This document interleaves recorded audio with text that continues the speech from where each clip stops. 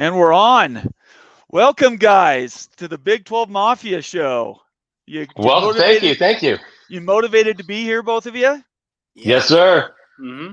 Awesome. So, for those that don't know, Chris is an ASU fan, and David is for Arizona. And we set this up actually last week, but it took us a little bit to get everybody on the same page for a date. So, I want to thank you guys both for being here today. Definitely. No, thank you. Thanks for putting this together. You bet, absolutely, and the timing couldn't be better. So, No, really quick, let me just kick off a few things for the show. First of all, if you're a BYU booster and you aren't supporting a NIL right now, please highlight and take a picture of that CR code up in the corner.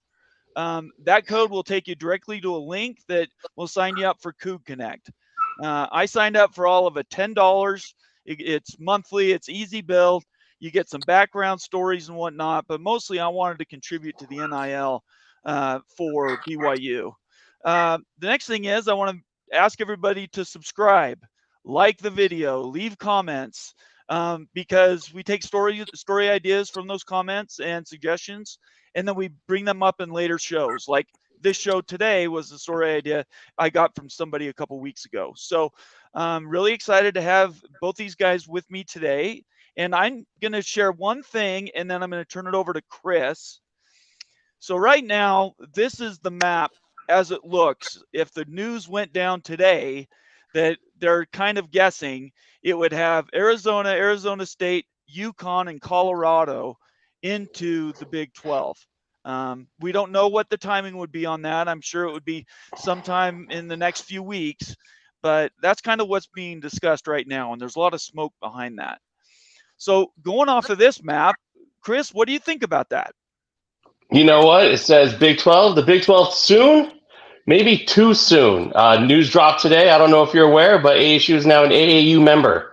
They were the only AAU university in the Pac-12, non-AAU university. Right. So the thing that kind of kept me going on with ASU going to the Big 12 was I really never saw ASU and University of Arizona splitting. I think they want to keep the Territorial Cup together. I think it's really important. I think it's really important for the state of Arizona.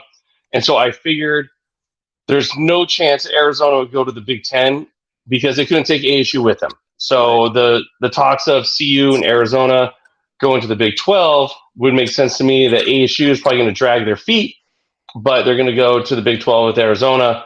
And as of yesterday, that map looked pretty darn realistic until the news came out this morning.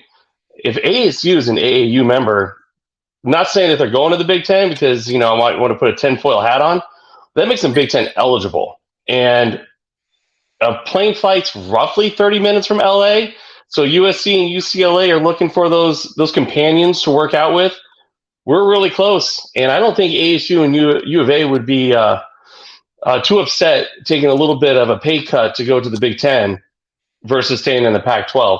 But the Big 12 is also a great option too. So I think today, ASU and Arizona, because of the AAU news for ASU, they're in a really good spot, a really good negotiating spot to really get what they want.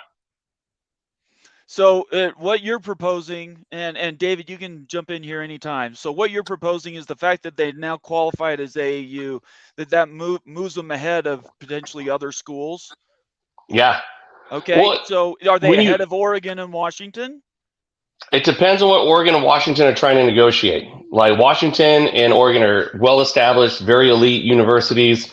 They have the Nike relationship, and they may be asking for a lot of money. They may be doing the same thing George was trying to do for the Pac to try to get them that 40, 45 million per school, and that's just not available. Where ASU and U of A are kind of just like tinkering down at the bottom, just trying to figure out what's going on. Like they know they have the pieces to be very capable and a very big brand. They just don't have that media following right now. But now that they have the AAU status, that's a little bit more strength. But then you look at USC and UCLA, well, who are they going to play? They can go up north, Oregon, and Washington, so they're moving vertically to go play their opponents, but they still have to fly all the way out to Nebraska. They still have to fly all the way out to Wisconsin. They still have to go to these other states versus if the Big Ten did bring in an ASU and U of A together, Then all of a sudden, their flight's only 30 minutes. They can drive the 6-7 hours over to Tempe or down to Tucson, and it's a much easier travel partner, and it makes a little bit more sense on the map. Maybe not for like the schools or the media, but on a map, it makes perfect sense. David, what do you think about that? I was also thinking it was interesting. I heard on some podcast, I don't remember which one, but they were saying that it almost makes USC and UCLA right now look like Midwest schools as opposed to PAC schools, because they're the only ones on this part of the country, and there's no one else.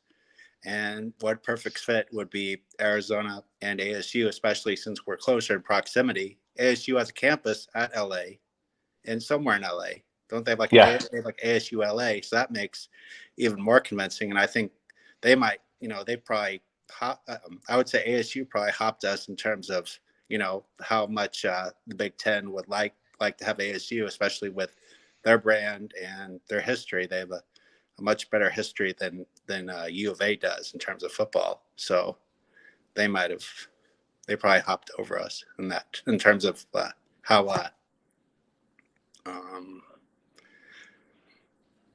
much they would like to have them, Okay. I think you guys are being very generous to your schools. I don't think either of you are going to the Big Ten, but I just say we were. I just say we're eligible, and so I think that's it's a good negotiating ploy. Right. Let's say they don't go to the Big Ten, right? And we're strictly looking at Big 12. So you have Colorado, Utah, Arizona, and Arizona State. Okay. Right. Arizona State.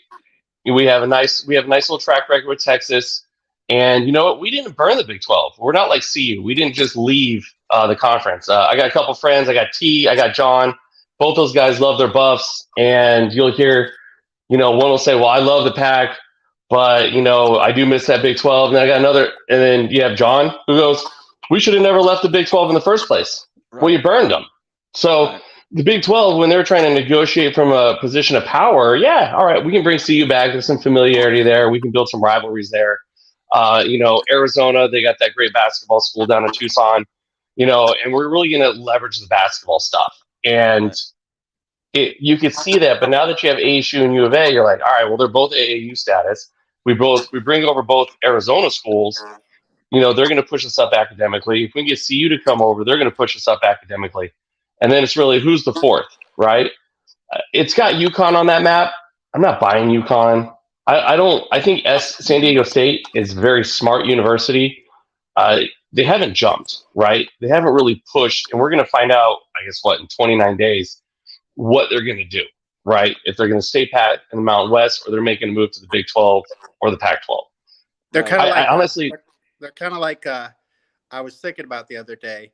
San Diego State is kind of like how TCU is to Texas. They're not Texas, but they're kind of. So, I mean, when people are kind of writing off San Diego State, I don't think they should. I think they're kind of like in, the TC. They could be like a TCU type of school to USC and UCLA. Oh, absolutely. And I think what's funny is when USC and UCLA left for the Big Ten, immediately everybody started saying, let's go SDSU, San Diego State, let's bring him on. We'll bring him SMU, which made no sense to me because San Diego State and SMU is not ever going to fill the void of USC and UCLA. Even if you bring in Fresno State, it's not going to fill that void. Right. It just really, really wouldn't. But when the talks of Colorado came up about them moving over to the Big 12, if it's only Colorado leaving, I could see the Pac easily putting in San Diego State. They have a top 25 football team, and their basketball team just competed for a championship. CU's coming off their second one-win season, which is more one-win seasons than bowl appearances since joining the Pac. It would be a very easy upgrade to just put them into that spot. But when I look at ASU, if I am ASU and I'm like, we just got AAU status, are we going to stay in a conference that's dying? Or are we going to go to the Big 12? Or are we going to make that push for the Big 10? Or are we going to work with Arizona? Because as of 11:40 today here at Pacific time, they just wrapped up one of their meetings. I don't know what happened in the meeting, but they just wrapped one up. And was it to announce that they're AAU? Was it to announce that they're going to be leaving the Pac-12? I mean, hopefully we find out soon. But something's going on. Something's growing in Tempe. So So you're talking about the Board of Regents meeting, which was Yep. scheduled last Friday, and then has, I believe, Colorado and ASU had Regents meetings. I don't know about Arizona. Did Arizona have Regents meetings this week as well? No, Arizona had Board of Regents meetings, I think 2 weeks, and ASU's was today, and CU had theirs yesterday and the day before. Okay, very good. So at the end of the day, you've got eligible schools that I think the Big 12 definitely has interest in. For sure. I agree that UConn seems out there. To me, San Diego State is a bit out there too. I would prefer that it was all four corners and we brought Utah in. That's my preference, primarily because of the rivalry and the value. I think Utah's a great fit for the Big 12. I do too. I hate breaking of rivals. Yeah, that's and we've missed it for 12 years, right? Now this will be 13 years. Wow. And I want that back. That's wrong. So right. That's a long time. It is, unfortunately, but hopefully we get it back and it's a conference game. So, I mean, that's what we're all looking at. But I agree with you. We're on this sort of an accelerated time frame because of the timing that San Diego State has to declare by the end of June whether they're going to leave the Mountain West or not. So that's absolutely true. Here's the Arizona Board of Regents. Today, 8:30 to 11:40 was special board meeting. I don't know what special board meeting. I tried to see if I can find notes. I couldn't find notes. So if somebody out there can find the notes on that, that'd be great. 12:15 to 2:45 today is the Finance, Capital, and Resource Committee meeting. And then at 3 to 3:45 is the Academic Affairs and Educational Attainment Committee meeting, which I don't think has anything to do with the PAC. And then from 4 to 5:30 today is the Audit Committee meeting. So we have a special board meeting, the Finance, Capital meeting, and the Audit meeting, which ambiguously could all include expansion or leaving. Right. So I think the biggest thing that people pointed to after those meetings were announced last week was the fact that to have a change in the schedule, there has to be 24 hours notice. And so if it wasn't declared, at least some people were saying this, if it wasn't declared, then they weren't going to be talking about realignment. There's no reason it has to be done this week. The Big 12's is in no rush. And I don't think the Four Corner schools need to be in a rush. The only thing that's really pushing anything is this San Diego State thing. Well, it's the San Diego State thing, and the contract for the Pac-12 ends in 2024. Right. So you would think within the next 6 months, we would have some form of movement or staying. But I think it was July? I think it was July around when USC and UCLA were like, we're out of here. We're going to the Big Ten. June 30th last year. Yeah. Okay. So June 30th, if we go calendar date to calendar date, I think that's when we start hearing what's going to go on. And we'll probably start getting a bunch of leaks just because more eyeballs are on this. Nobody was paying attention to USC and UCLA because everybody was all arm in arm, kumbaya. Big Ten, ACC, and Pac-12 were all sticking together. Yeah. And we excluded the Big 12. Yeah, on purpose. Because everything, everybody's smarter than the Big 12 is. At least that's what everybody was acting like. It is. If I'm going to put my tinfoil hat on, my conspiracy theory hat on, right? If that's still going on, then the Big 10 would really damage the Big 12 hopes by taking the Four Corners, and then the SEC taking the ACC. Yeah, I don't think that's going to happen. The money is drying up in the media world right now. We've already heard this Big Ten contract issues from last week. Money isn't being just thrown around anymore, and so the chance that the Pac-12 gets anything worth more than 17 to 20 million is almost impossible at this point. So now the existing Pac-12 schools just have to decide: is it at what point is the point of no return? And I don't know if you guys have opinions on that. Say the question again. Is there a point of no return? Is there a point where you're willing to move? Because at this point, in my opinion, George Kliavkoff is just kicking the can down the road, right? Oh, yeah. The only thing he can do is just continue to stall for some miracle that I don't think any of us think is coming. So if we take that as a given that he's just going to continue to delay, why do the Four Corners schools wait? I think they're just making sure they get all their opportunities, and they don't get sued like the Pac-12 is getting sued by I forget, that's the Holiday Bowl in San Diego, Right. Yeah. and I think isn't Comcast suing them too? Yes. So that's Okay, like so you have two lawsuits against the Pac-12, which if you stay in the Pac-12, you're going to have to pay if you lose those lawsuits. Right. I just don't see any reason why you would go. I think now you have a little bit of negotiating power now that all Pac schools are AAU. I think Oregon State, Washington State might start firing up the old oven there, trying to bring in people. I just pulled up the CU board. Their next meeting is June 20th, which is an audit committee meeting. Okay. And then they have a board meeting June 22nd, which it says CU Board of Regents will hold a regular meeting. And then July 12th, after San Diego State would announce or not announce, they have an annual summer retreat meeting. That's nice of them. They just put in their annual summer retreat. Do those Arizona schools have the balls to move without seeing the contract offered by Kalashnikov? Yeah. Yeah, both of us. Oh, you look at the AD for Arizona, man. He's been front and center with this whole thing. He's been flexing on everybody. And President Crow and Ray Anderson have been terrible liars. Right. Just terrible liars. Right. And I think people saw that. Go ahead, Dave. I wouldn't go off what the AD said. Even even the Arizona one. I mean, they're just looking out for their athletic departments. They don't want cuts.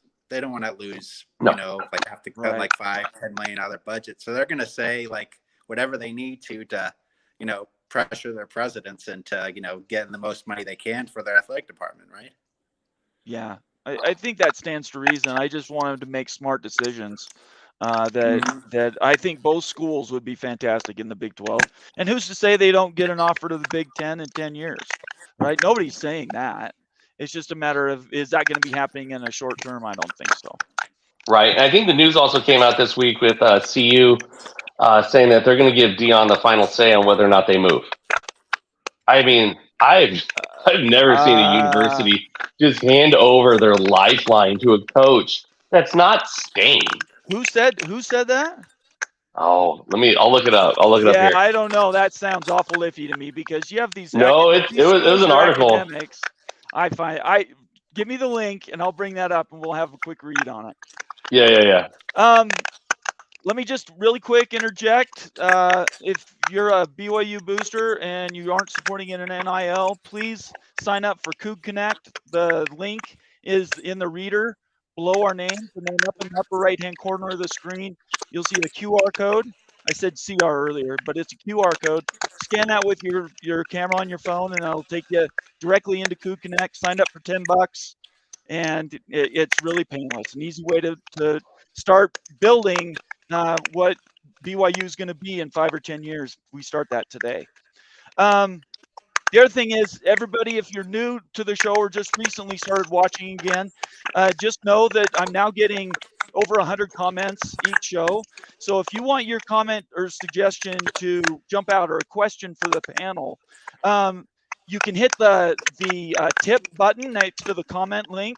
It's basically a picture of a $sign. Click that, leave a small donation, and I'll make sure that gets read out. I've run 3 shows in a row now since those basically started working, and I don't have time to read everybody's comments anymore. So, all right, so David, I'll go to you. What do you think is going to happen? What do you think the next month is going to look like? I think it's still up in the air it doesn't seem like they know what the deal is. I think there'll be something made by San Diego State is going to either announce that they're going to the Pac or the Big 12. And I think that's when we're going to know whether the Arizona schools are going to be leaving or not. Fair enough. And what is your sixth sense about the administration? Are they ready to go, or they still need convincing? I think they're still on the fence.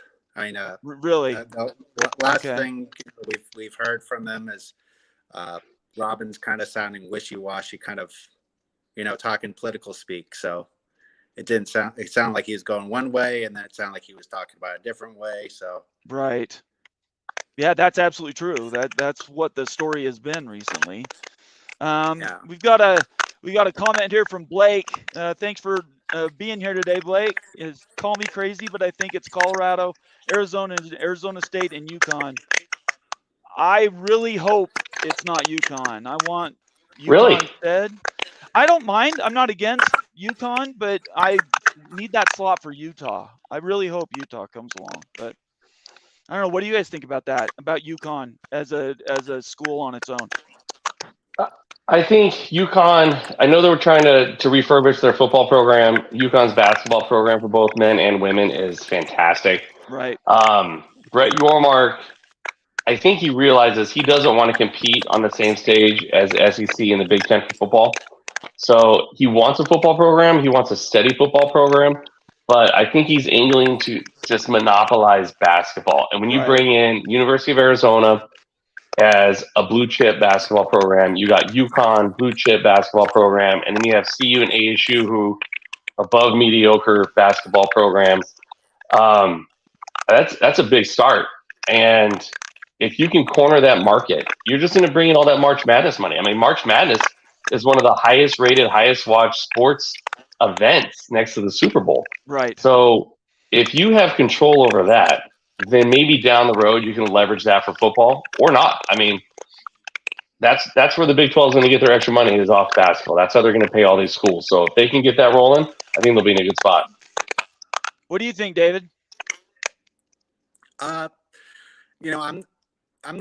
just the thing I've always wondered about since UConn got mentioned is what is their potential for their football team? Right. And I'm not sure what that potential is. I mean, they haven't done much recently, but I think one of the last time they, had a lot of success was when one of the ESPN analysts was the quarterback there. I forgot his name, Dan Orlovsky. I think he was. That's right. And I'd just be curious to see what their potential is, and if they have a high ceiling, I think it'd be worth it. It'd be worth it to have them, especially with their fantastic basketball program that they've had for decades. And another thing about it is that it can revive a lot of the old Big East rivalries, Connecticut, UConn, and that was that. And if the ACC implodes and we get Syracuse, I mean that was one of the best matchups in the Big East every year in the tournament. Syracuse, for sure, that would go like triple overtime, double overtime for years. Well, and as an Arizona guy, you got to be thinking big picture with basketball, right? It's the Super Bowl of the sports that includes the most number of fans is basketball. So I think that there's a lot to like about it, but the question is, what is the upside in football? I think that what Chris said is absolutely true. But I know that Brett Yormark's been there twice in the last 6 months. So that's not an accident. Yeah. So just to scroll back for you, it was Dennis Dodd, and he said Colorado and the Big 12 have met face to face while involved in consistent talks over a period of several months. According to multiple sources, it was made clear that a move to the Big 12 would not be made without the support of football coach Deion Sanders. Okay. All right. And I remember that line. I didn't hear the reverse of it was that it was his sign off that would go. It's kind of two different ways to look at the same information, but I agree with what you're saying. Yeah, and honestly, I know my friends T and John there would disagree with me full-heartedly, but if Deion Sanders goes to the Big 12, he's going to be able to tour some of those Texas facilities for his next job. Absolutely. Yeah. And I get you into the Big 12, get you in a better position as a university. But man, if I'm Deion Sanders and I'm sitting there, I'm like, man, I'm in Texas. I'm going to go down to Dallas. Maybe I'll stop by Texas A&M. Maybe I'll get a taste of the SEC, something. I mean, I know they're leveraging Deion Sanders and they're trying to just squeeze blood out of a rock with him. Right. But it's just like, man, if I'm in the same spot as Deion, I'm going to sign off in that Big 12. And then I'm going to go look at those Texas schools, either take over a Texas school in the Big 12 or take over a Texas school in the SEC. I think there's high upside that happens. If he's there more than 2 years, I'll be surprised. Oh yeah. Yeah, I don't think he's going to be there very long. Is this Sergeant Pickles 13? Yeah, I was just going to get to his comment. He's talking about he's a UW guy, and he's saying Oregon and Washington have the first bites of the apple. I think everybody agrees with that. Oh yeah, I absolutely agree with it. But if they're not going to take a pay cut, I mean, that contract for the Big Ten per school is what, 70 million up to 100 million per school, $20 million. Right. That's a $50 million jump. So if you look at the Big 12 at $32 million, all right. If I'm ASU and UA, I'd be like, look, I understand UW and Oregon want that 70 million, but we'll come in at 50, 55 million, and that's a win-win for us. And we got the security blanket. Right. And we're closer to USC and UCLA, and we have a very good history with USC and UCLA. You'll get the rivalry, man. When ASU or UA plays USC, dude, it's all hate. I mean, it's not as much as I hate Dave's school. I think everybody likes to say that USC is one of their hated rivals. I think USC would say there's maybe two, Notre Dame and UCLA. Well, you have to understand. And I don't know, Dave, correct me if I'm wrong here, but practically everybody that lives here in Arizona hates California. Anything to do with California. Hey, if the Dodgers come in town, we hate you. Let me interrupt Yeah. really quick. David, you've got a bunch of crackling noises in the background. Yeah, that's what I hear. Yeah. Yeah, I'm not sure what it was. I know it's unfortunately on your side because when I muted you, it went away. Okay. So, let me try. I don't know if you leave and come back in. Yeah, that's cool. No problem. Okay. Let's see here. Let's move down to. Yeah, that's the crunchy noise. Yep. Yeah, leadership. Now, this is something I brought up a couple weeks ago. Everybody knows that educators love their long summer breaks, right? Yes, sir. And July and August typically are off months for the administrations of these schools. So that's why I think the end of June is a marker for a lot of different things. Would you agree with that? Oh, absolutely. I think what's coming up in the next few weeks, I think every Thursday, Friday, we're going to start getting this leaked information. Something's going to happen that's going to push this one way or another. I don't see how the Pac survives this. And I know there's a lot of talk out of the ACC, but they're locked in that contract, and they have a lot of work to do to get to the same point of where the Pac is right now. So with June 30th coming up with San Diego State saying, hey, we're gonna kick out of here or we're gonna stay, and the 2024 contract for the Pac-12 running out, and then the Pac-12 getting sued by two different people or beings, there's just no reason to stay in the Pac. Yeah. And so it's really going to play who's going where. The Big Ten doesn't have a contract signed, so everything's up negotiable. And maybe this thing just goes fast forward and they say, hey, we're going to grab these schools. We still, like last we spoke, we still haven't heard from the SEC. Right. The SEC hasn't done anything. Right. So really I think once we get to mid-June, that third week of June, we should start seeing some fire in that smoke. And then we'll start seeing like who's moving where, who's not moving where. I totally feel you, dude, on Utah. I think Utah should join the Big 12 with BYU. I think rivalries are super important. I mean, I can't stand U of A.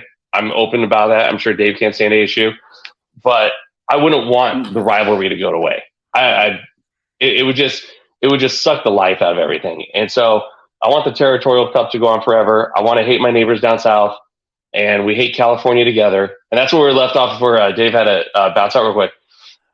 I was just going to say, yeah, David was saying something when we cut him off. So yeah, California sucks, dude. It's a great place to vacation. I'll take those 3 days in October at SeaWorld. Oh, I was going to say one thing about BYU and the two Arizona schools coming over is that we kind of have an unofficial rivalry already because BYU has been like the unofficial Pac member for I don't know how many years. Right. Yeah. Some would say 40 years, but you're right, David. Yeah. That's exactly right. Yeah. The affinity was always towards the Pac-12, but not because the cultures were the same. It was more just because that's where all the people were living. that are on the West Yep. Coast that come to BYU. So I think from an affinity and following persuasion, you can walk away from anything that the Pac-12 had, and now all the allegiance is with the Big 12. Oh, yeah, for sure. Yeah. And I hope Utah just wises up and just realizes, hey, I got a great partner in BYU, Right. and let's go over there and make this strong. Let's take over the Big 12. There's no lead school in the Big 12. Right. Which And means it's like, that's really strong for all these rivalries, like you were talking yeah. about. Yeah, that's right. I mean, now that USC and UCLA are gone, Texas and Oklahoma are gone, it's an opportunity for one of these universities to step in and be the boss. Now, if you go to the Big Ten, you're not going to be the boss. You're just going to have a safety net, and you're going to have a payday, and you're going to have a really big challenge recruiting. But if you go to the Big 12, and I'm recruiting for ASU, I'm going to be like, do you want to live in Oklahoma? Do you want to live in Texas? Or do you want to come live in Tempe? Right. Do you want the real 300 days of sunshine a year? Do you want to be a 5-6 hour drive from the beach on your days off? We don't have snow, but if you really want snow, you can go drive up north of Flagstaff. We all have it there.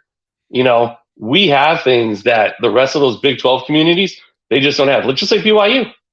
You know, you guys got 4 seasons, the mild 4 seasons. Right. I know Colorado's going to lie to everybody about their 300 days of sunshine because they don't. It's 250. But yeah, we all have something to offer that the other Big 12 schools don't.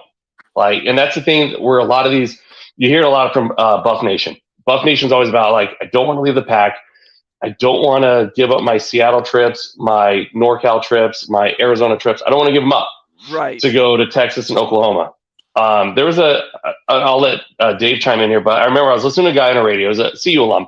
This is when I lived back in Colorado. And this is when you guys were in the they were in the Big 12. And he would go, we would take our recruits up to the top of Folsom Field and show them the flat irons. And that sold them every single time. Do you want to play in Nebraska or Kansas? Or do you want to play in front of these fans, in front of these mountains with Ralphie running the field? Right. And that was the McCartney came up with that, didn't he? Yep. Wasn't that his idea? Yeah. Oh, yeah. I remember seeing that. Yeah. Oh, McCartney was a genius because nobody cared about CU then. No. And McCartney went up to Nebraska and said, you're our rival. We're going to make you our rival. And he went at him 100%. And all of a sudden, it turned into a bloodthirsty rival. Now, Nebraska's going to beat him this year. And they're selling those tickets from $200 to $400 a seat. But it's a rival. It's a real rival. Mm-hmm. David, what do you think about the idea that Colorado by itself would be the first one to possibly move, but then how quickly other schools would be behind them?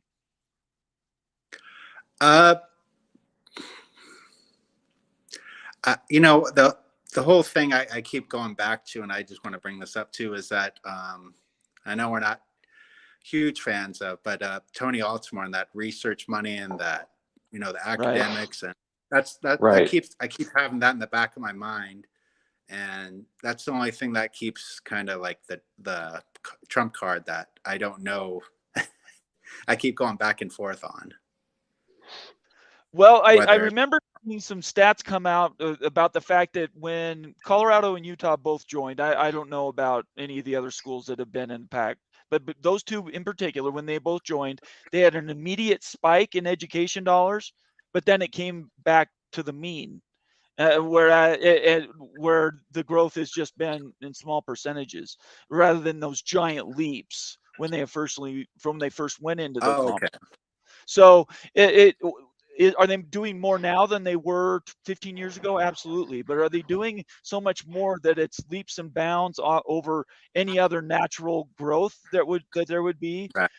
Not after that initial bump that happened. So, I mean, I'm not downplaying the value to education and research dollars that universities value, right? I don't put that down at all.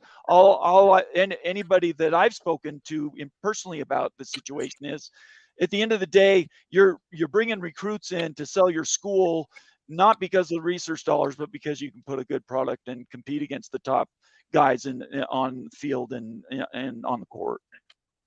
Yeah, I think CU is going to bounce. All the talk's just saying like they want to go back to the Big 12. That's where their roots are. I fully expect them to go. I don't think that's enough to push the Arizona schools or Utah in almost like a fear, like, oh my God, CU just left, the Pac's going to crumble, because I still think they believe in the Pac, and I think they're going to stretch this out as long as possible.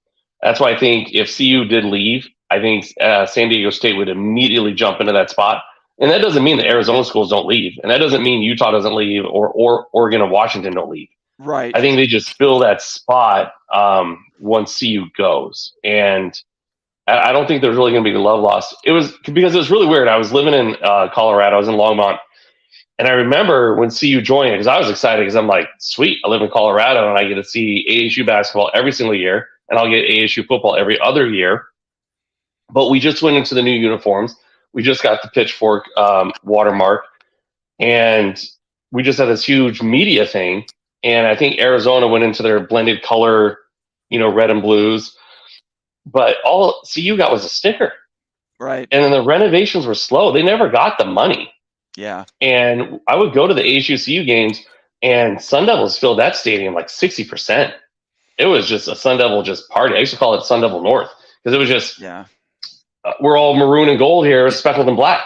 It's gonna be godsend if we get back in the Big 12, because frankly, outside of this education dollars thing, they've not been competitive in the Pac-12. No, I think it'd be great. It'll help the recruiting. It'll help their boosters. They have long history with the Midwest. So anyway. Well, and that's the thing about Arizona schools, is that we're right in the middle. Right. We have relationships with the Pacific. We have relationships with the Midwest. Absolutely. Matt Nissen we have says, relationship with Texas. Go ahead, Dave. I was going to say, we have. I always felt like when I went there that we had just as many relationships with California as we did with Texas, like from recruiting to students. And the majority out of state was from California, but then the second most was probably Texas. Oh, is that right? I didn't know that. Yeah, okay. It always felt like that, and a lot of people from the Dallas area, and recruiting. A lot of the recruiting happens in both Texas and California right now, and it has been quite a while. Well, at the end of the day, I think both Arizona schools will do better in the Big 12. For one thing, they no longer need to look around and say that we're 4th or 5th or 6th or 7th in this conference. As long as you had USC, UCLA actually UCLA them away, but USC and then Oregon and Washington, they were 4th, 5th, 6th at the table. If they come to the Big 12, they can be one of the leaders immediately. Not because the Big 12 doesn't have leadership, but because everybody's equal and they really look at each other equal. Absolutely. And to kind of go off what David said, way before the Cardinals even came to Arizona, the Cowboys were like the #1 team here. So there's a relationship between Texas and California that Arizona shares that people just don't realize. I mean, Arizona gets looked over for a lot of stuff, and then when they start seeing everything that's going on here, they're just shocked, right? Right. And then the other thing and then the Big 12 can look at is that we have a lot of professional NFL players and camps that go on here in Arizona. It's just, if you want to go to the NFL, the ASU or U of A is a good spot to hit. Doesn't mean that the two schools are winning, but you're going to get in front of the people that you need to. I think that they're good schools. They've been successful programs. Are they ever going to be able to claim to be USC's replacement? No, but there aren't many of those. So I think as long as you know who you are, comfortable in your own skin, you'll be way more successful, which is why the Big 12 is doing as well as it is. Oh, I think USC is in trouble. And better leadership.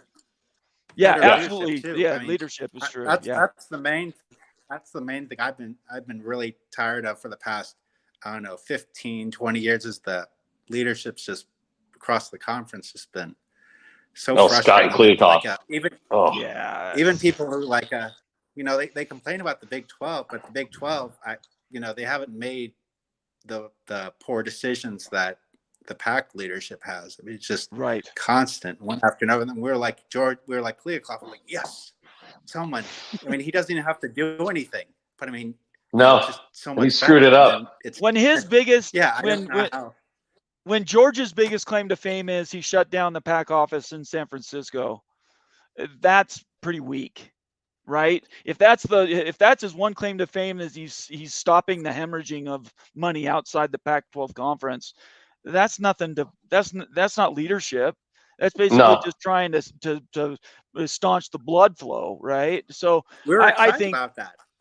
yeah. Well, I bet for you guys it was a big deal, but you see how mismanaged the entire conference has been. And now we're finding out stuff like Schultz at Washington State and some of these other schools that have, the two NorCal schools that have been managed so horribly when it comes to athletics.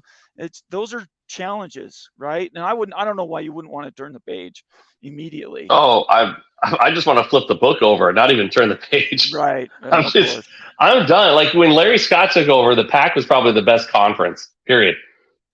Oregon's winning, Washington's winning, USC's got championships. ASU is on the rise. We weren't that far off from Arizona winning their championship from the '90s. That's all early 2000 stuff. And then he was like, "Well, we'll bring in CU, Texas, Oklahoma. I think Oklahoma State and Texas Tech. I think that was the group." Yeah. And when Larry Scott couldn't just bend a little bit for Texas to bring him in, that was just kind of like the big whoopsie. That was a big failure. And then when Texas and Oklahoma decided to go to the SEC, for George to not go, "Hey, Big 12, hey, BYU, come on over to the Pac and solidify their security," that was bizarre too. And so it's just like one bizarre thing after another. And then you're like, last week, everything was just kind of like the same old, we're in the rumor mill, Pac-12 clock's ticking, whatever. It's all rumors. But then they start getting sued. Yeah. Then you're like, why? Like you don't even need rumors. You just have to ask yourself why. I'm like, I got a bull suing us. I got Comcast suing us.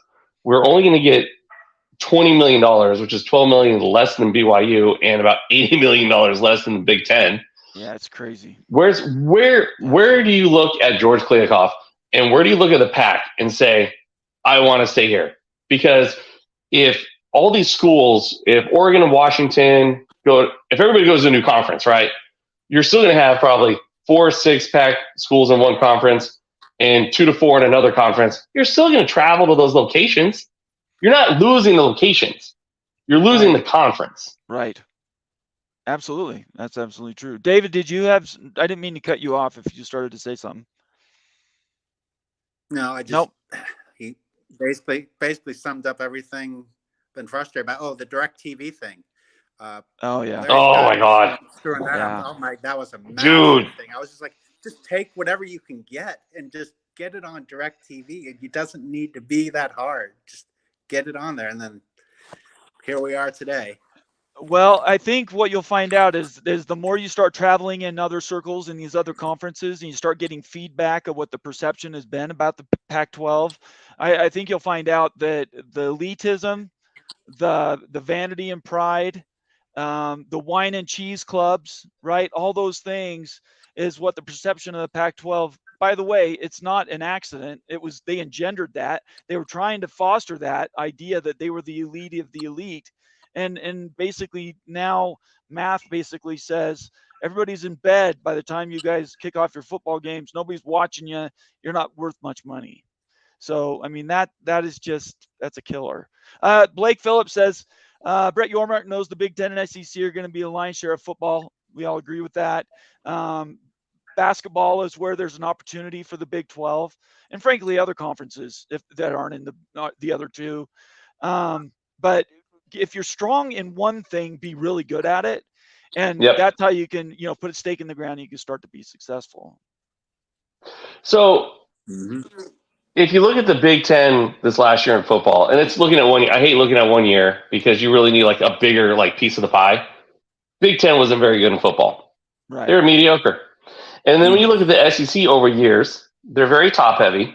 The bottom sucks, and their schedule is very favorable to do well. Right. And that was always an argument in the Pac-12 was we're cannibalizing each other. Right. I was Utah and USC were pining to be in the top 4 of the national championship playoffs. Right. And they lost right at the end because they cannibalized themselves. We have the football in the Pac right now. So, but the SEC manages to put these easy teams on their schedule to benefit them. And that was always an argument for the Pac. Why are we not doing the same things as the SEC to benefit and quit cannibalizing ourselves?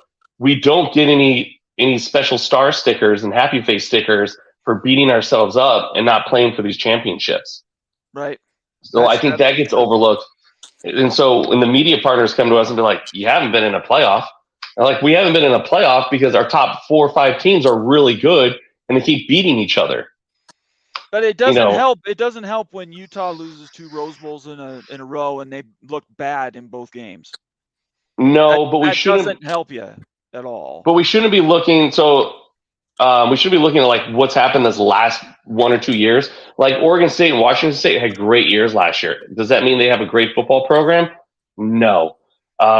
You can make the same argument for ASU. Did they have a bad year last year? Yeah, they're under investigation because of the COVID policies they broke. Is Arizona a bad basketball school because they're getting investigated by the FBI? Is CU a bad football program because as soon as they joined the Pac, they lost those Big 12 resources and they weren't as good in the Pac as they were in the Big 12, right? So you got to look at the brand and the media markets. What do we bring in? You can't bring just Arizona because the Tucson market isn't as big as the Phoenix market, but you don't want to break those two up, right? And you'll see me on Twitter a bunch saying, look, Denver, Colorado is Broncos country. Right now it's Nuggets country, but it's Broncos country 1, 2, 3, 4, and 5. So it doesn't matter what the Buffs do as long as the Broncos are there, and especially if the Broncos are doing well. Right. So you could take CU's the preferred choice. They're the number 1 choice, possibly the number 2 choice, but you could still get a share of the Colorado market with the Rams or Air Force. You still get that there. So I don't want to focus so much on what the school's done over the last 5-10 years. What's the market like? How many people are actually going to watch these schools when they're in their new conferences? What's the NIL look like for these schools? What's the transfer portal look like in the school? What's to keep a kid, 3rd string, 5-star quarterback in Alabama who's not getting playing time with Saban says, well, I can hit the portal and I'm going to go to BYU, right? That was completely unheard of a few years ago. Of course. Yeah. Yeah, the opportunity has completely changed its face with recruiting and the NIL. It's turned sports upside down in college for sure. Absolutely. There's a question for both of you, and if you guys both feel like you want to answer it, I'd appreciate it because it's something I've thought about many times. How can either of your schools even trust that UW and Oregon, UW and Oregon will have your best interests at heart when they look to either to the next media deal or not crippling the conference in 2 years, because at that point the Big Ten can bring them in? Because they're fake. They're fake leadership. Yeah, Oregon has Nike, but they're stuck in Eugene, right? And I guarantee you 80% of the people watching this right now could not find Eugene on a map within the first 10 seconds. Right. And everybody knows where Seattle is. So Seattle's a big media market, but just because they're very wealthy schools, they're doing very well. So are a lot of schools in the Pac. And I think there's a lot of flexing, a lot of moving going on. I wouldn't trust them one bit. Just like I wouldn't trust us if we were in that same situation. Look at us. 4 corners are expected to go to the Big 12, right? And Oregon and Washington are expected to go to the Big 10. We shouldn't trust them. They shouldn't trust us. Yeah, I agree with that. Dave, what do you think? It's everybody for themselves right now. Yeah. Yeah, I think so. I wouldn't trust anybody. Well, and why would you at this point? You've gone a whole year. You haven't been able to get a deal done. And I guarantee you would have had a deal done last October, November, if Oregon and Washington walked out to the lectern and said, we've decided we're going to stay in the Pac-12 for the next 5 years. The league would be immediately buoyed up, and you guys, we'd only be talking about fall football games. We wouldn't be talking about a media deal. But that hasn't happened. And the reason is because they're still holding out hope that they get that Big Ten invite. They're not going to sign a Gore. They have no incentive to sign anything that would cost them a penny. No. Right. There's no reason to. Right. Because like we were talking about before, the Pac-12 is getting sued. And once they get their deal, they still have to pay back $5 million to Comcast, whatever money they lose in this lawsuit. Right. And then if they go 100% streaming, we haven't even touched on this yet. If they go 100% streaming, I think Apple told them they would still have to fork over another $7 million per school. For what, production costs or something? Production costs. But here's the other thing. Like, I don't have an Apple, right? I'm all Android. So if I want to watch any pack, or at least ASU, okay, I have to go buy Apple TV. Okay, I have to pay for that subscription. There's no way Apple is going to give away the Pac-12 for free. So I have to pay for Apple, and then I have to go pay for their whatever Pac-12 package. I'm not doing it.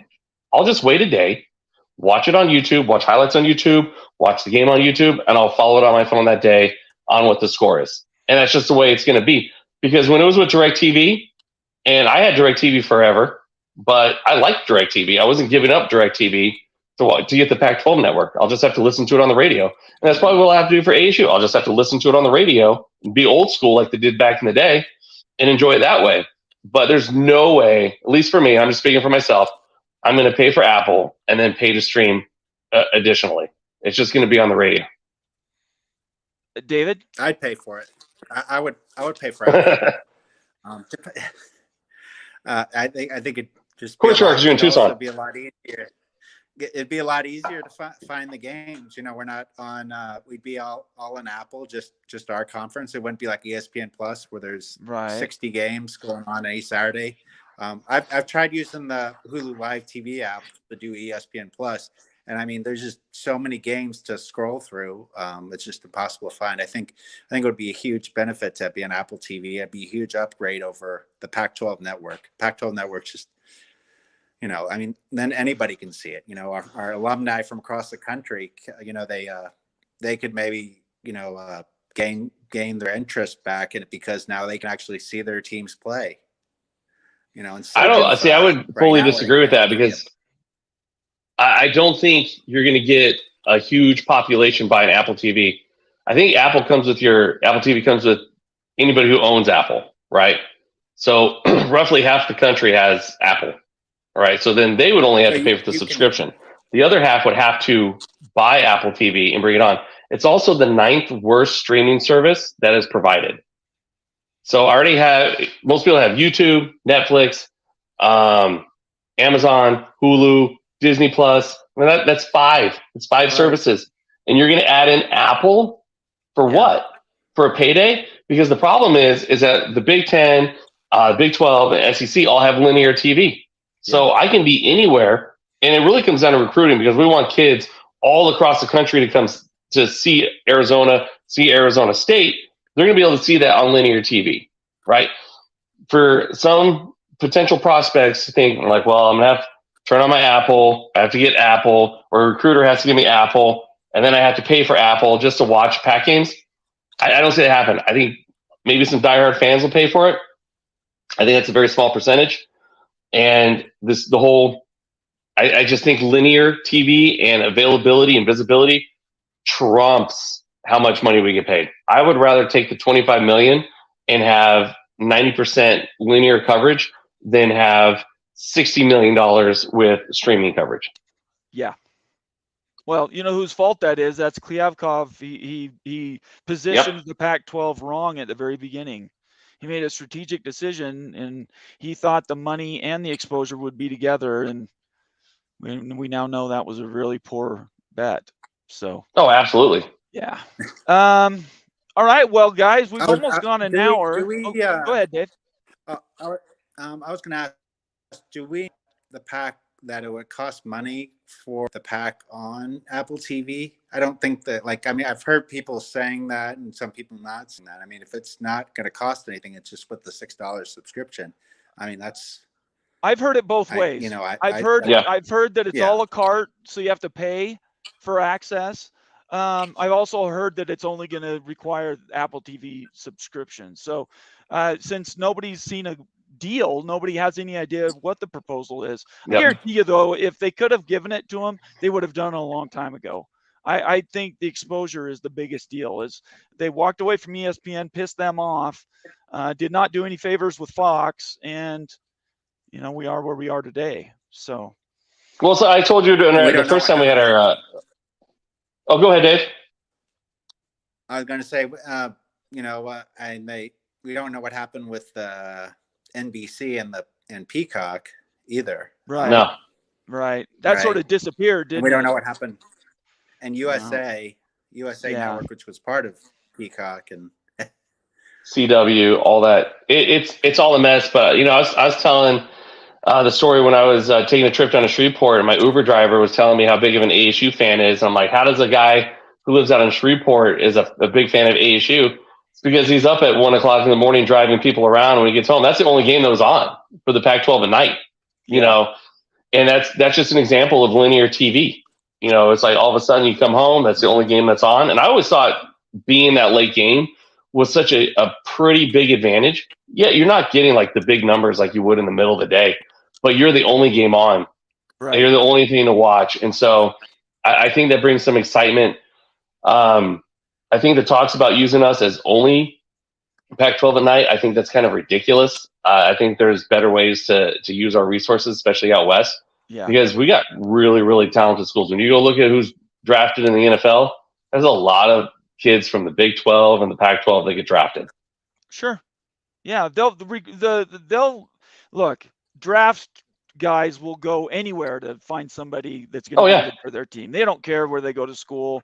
They're going to look at comparables for stats and stuff like that. But at the end of the day, if you can ball, you can ball. And I think exactly. But so to piggyback off that is that's how much talent we have out west, and it doesn't get recognized. And these media companies, Fox and ESPN, their East Coast bias and their Midwest biases are showing, and they just don't understand what kind of good athletes we have. Like they are just every day talking about Aaron Rodgers. Where did he go to school, guys? He went to Cal. He's a West Coast guy, and it's just like you can just go down the list over and over and over again, and just go, quit overlooking us because we're in the West and you're asleep at 8 o'clock after you have your sippy. Like, come on. That's a thing, though. I really believe that's been a problem. Dave? Oh, it's a huge problem. Yep, Dookie Vitale. That's what I call him. he would always. He struggled so much with Arizona players' names. He wouldn't remember who they are and things like that. And I was always. You probably still to this day very frustrating. There's no respect for the west side of the country from the east. It's just. Well, remember when Herm Edwards came to ASU? Herm Edwards didn't even know who we were. ESPN was struggling with us. I'm like, this is your guy, Herm. Dude, just when someone was bringing up Devils, just like, I'm a good Christian man. I'm like, bro, that's our mascot. You're a devil now, Mr. Christian. So, get on that train. Herm got on the train back to ESPN really quick. Yeah, well, he had recruiting issues. So, one last statement, and then we'll be done. Let's see. Pickle says Klavkov needs to get one linear afternoon game, which is what you guys have both been talking about. Yep. And then a game at the after dark. I think that's oversold. Excuse me, it's not nearly as valuable as the Pac-12 has tried to make it, but it is a dedicated game when you have a majority of the eyeballs that are still up to watch a game. Yep. They're watching that game. I just don't think that the value is really there. Certainly not enough to generate a lot of money for the next media deal. No, I think you need a healthy mix, and everybody needs to get shown because you have to show all your schools in a good light.